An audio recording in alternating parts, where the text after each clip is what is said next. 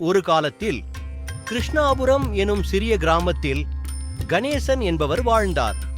அவர் மிகவும் பக்திமான் மற்றும் இறைவனை நம்பிக்கையுடன் வழிபடும் ஒருவர். ஆனால் கணேசனின் குடும்பத்தில் பல தடைகள் மற்றும் சங்கடங்கள் எழுந்தன. தொழில் நஷ்டம், குழந்தைகளின் கல்வி பிரச்சனை, ஆரோக்கிய பிரச்சனைகள் என்று பல சிரமங்களை சந்தித்தார். ஒரு நாள் கணேசன் மிகவும் துயரத்தில் இருந்தபோது கிராமத்தின் ஆலய குரு அவரை சந்தித்தார்.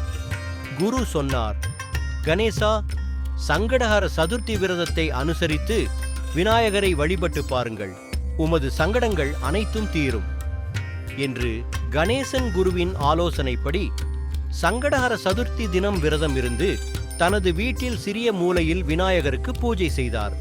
பூஜைக்கு பின் விநாயகரின் மந்திரமான ஓம் கணேசாயனம் எனும் மந்திரத்தை 108 முறை ஜெபித்தார்.